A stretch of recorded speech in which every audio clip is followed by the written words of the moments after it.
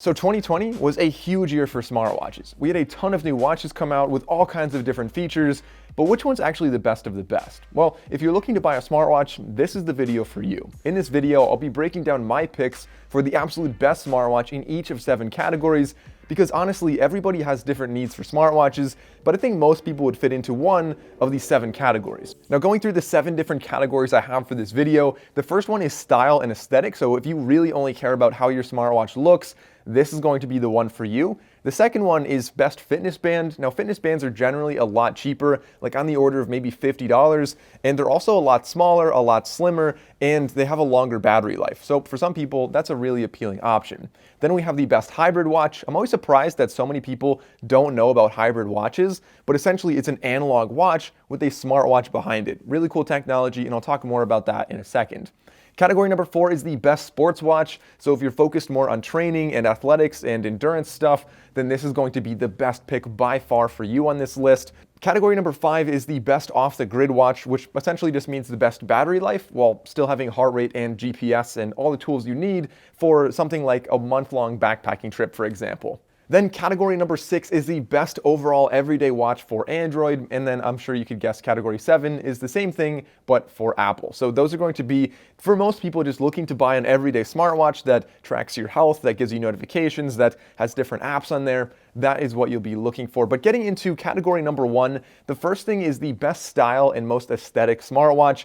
Now, in my opinion, this one is a little bit more subjective, but I think that the Moto 360 that came out early this year, back in January, has the best style. So this right here is the gold one. It comes with 2 different straps in the box, and I especially like this one not only for the gold, but because the 2 straps it came with, one was white and one was a brown leather. So I thought it was a really sharp looking watch. You have a rotating crown on the right side, as well as a button, and they're kind of angled 90 degrees apart, so you don't have the problem of flexing your wrist in and hitting a button. I thought it's a really nice looking watch, but if this is not your style, the runner-up for the most aesthetic watch, in my opinion, is the Galaxy Watch 3. This one's a little larger, a little bit more mechanical looking, and it has that really nice rotating bezel on the outside, as well as coming with a really nice premium leather strap. So I'll talk more about this one later on in the video, because this is a top pick for a couple different categories. So then category number 2 is the best fitness bands. And like I said, this is something for anybody looking for a smaller, more affordable device that's still great for tracking fitness and essentially works still as a smartwatch. And so my number 1 pick for this is actually the Galaxy Fit 2. I have it right here. And this one is great for a couple reasons. So if you asked me last year, I would have said the best fitness band was the Mi Band by a long shot. A longer battery life, cheaper price. It was all around a better device. But now looking at this year, Samsung really made a massive stride in this category. They dropped their price in about 1/2, so this is now selling at just $60. And on top of that, they improved the battery life. It lasts about 20 days from my testing. And you have an excellent interface on here, as well as great integration with phones, Android or Apple, and it gives you a lot of great features. Now, I have an entire video on this, as well as everything else that I'm talking about in this review. I'll link them down below if you guys want to learn more about any one of these devices. Now, with that being said, if you want a little bit more than the Galaxy Fit 2 offers, the Fitbit Charge 4 is an excellent alternative. I didn't make it number 1 here because it is a lot more expensive, selling at about $150, but you're getting GPS on there, still a very compact form, and on top of that, you get NFC payments. So that combination, I think, is very impressive, and it could be a great fit for a lot of people. Category number 3 is the best hybrid watch, which, like I said before, I'm always so surprised with how many people don't know this type of watch exists. And so essentially what it is a smartwatch with analog hands on the top of it to give you 3 big benefits. The first one is the analog hands give you a really nice aesthetic, a classic watch look. Rather than a big black rectangle, it looks just like a normal analog watch. But behind that, you have an actual smartwatch. So the second benefit is that you can do health tracking and all kinds of different features that they'll have baked into the watch. And then the third thing, of course, is that you're getting a longer battery life. And even when the battery dies, you don't just have a black rectangle on your wrist. Instead, at least you have an analog watch there. Even if it's a dead watch, it still looks a lot better than just a blank screen. So my pick for this one is actually the Withings Scan Watch. This is technically not out yet.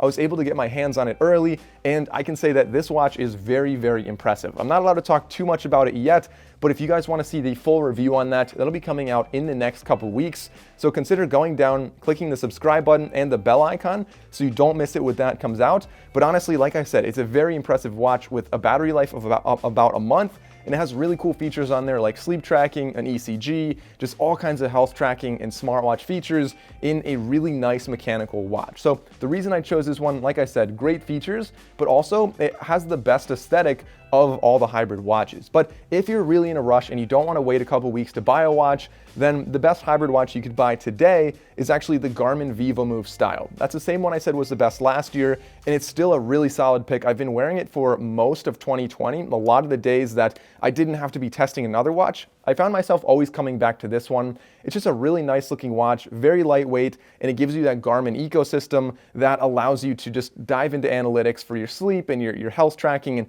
it does a great job. So that's why I chose that one. And again, I'll put links to all of these down below so you can see the latest price.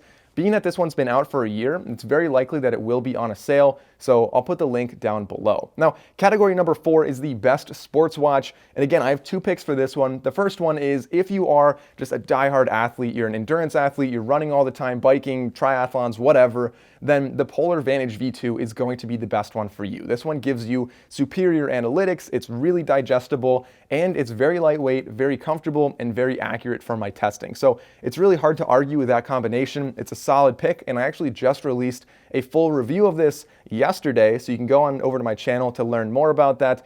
But it is definitely a little bit more expensive. So if you are on a budget and you're not a triathlon runner, you're just a casual workout person that maybe you want to go for runs every now and then I would say your best pick is going to be the Garmin Venue SQ. And this one is selling at about $200. And the benefits of this, not only is it cheaper, but it also offers Spotify offline. So you can run and just leave your phone at home entirely and listen to music from your watch with earbuds connected by Bluetooth. And on top of that, it has very accurate heart rate, accurate GPS, and it has NFC payments. So at the end of your run, if you want to stop by a gas station to buy a protein bar, you can do that with your watch, and you don't need your phone or your wallet. Category number 5 is the best off-the-grid watch, which honestly just means the best battery life. And this one is going to be the G-Shock GBD H1000. I've had this watch since, I believe, June, and I have never charged it once. I've never had to charge it. Has GPS, it has heart rate on board, has a thermometer, has a barometer. It does everything I need when I'm going on backpacking trips. And on top of that, it has a solar panel on board. So as long as you are in the sun every now and then, or if you just set it on a windowsill when you're not using it, it stays charged up all the time. And it's really an amazing feature. It's also extremely durable. It's, I mean, as you can tell right there, probably the most rugged watch I've ever used. And that brings us to category number 6, the best overall watch for Android phones. So if you're just looking for an everyday watch for health tracking, notifications, aesthetics, like the whole combination, the best balance, it's going to be this one right here. So for Android phones, my pick is the Galaxy Watch 3. I really like the way this one looks, as I mentioned before. On top of that, you have some really advanced health tracking features. So you have blood pressure monitoring, you have an ECG on here, you have all kinds of different fitness modes, different workouts you can track, like 100 different workouts, I think. And on top of that, it gives you that nice rotating bezel that you just don't find in any other watch on the market. So some watches are, I mean, it's a round face here, so swiping back and forth, it's not my favorite way to navigate. Other watches have a rotating crown on the side, which does, you know, it gets the job done, but having that nice, satisfying rotating bezel gives you an excellent experience on here. And if you haven't tried it, I recommend just either considering buying one or at least checking one out at your local store. And I think you'll see what I mean about the rotating bezel. It's a great watch. I've been wearing this one a lot, and I highly recommend it. If you want to learn more about this, I actually have full reviews on my channel. But if that's too expensive for you, a more affordable alternative that also has a longer battery life is actually the TicWatch Pro 3. Now, the TicWatch Pro 3 has a couple of unique features with it. It doesn't have any kind of rotating crown or bezel, which is why I made this the runner-up.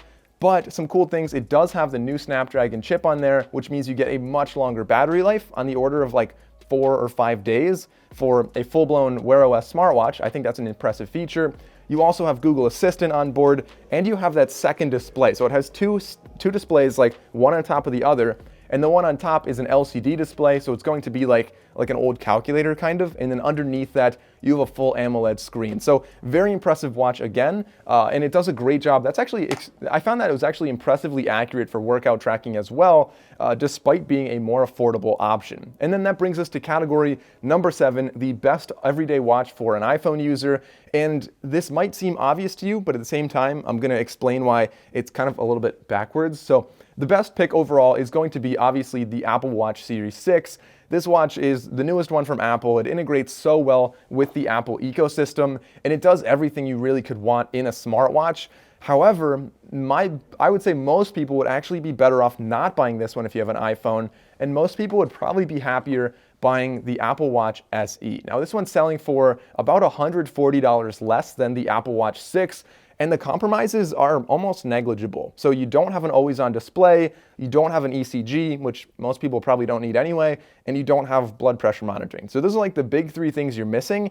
Other than that, it really gives you almost exactly the same experience. And so that's why I think the Apple Watch SE is a really solid pick for most people out there considering buying an Apple Watch. Again, I have a full video on that one. I know I keep saying that in this review, but guys, those are my picks for the top 7 best watches of 2020. I guess it was probably more like 14 because I had like a runner-up for almost every single one of those. But regardless, let me know which one you liked best and why. If you have a watch that's not on this list, let me know why you chose it down below in the comments, and let me know what you like or don't like about that watch. So guys, if you enjoyed this video, consider liking and subscribing. Thank you all for watching. I'll see you next time.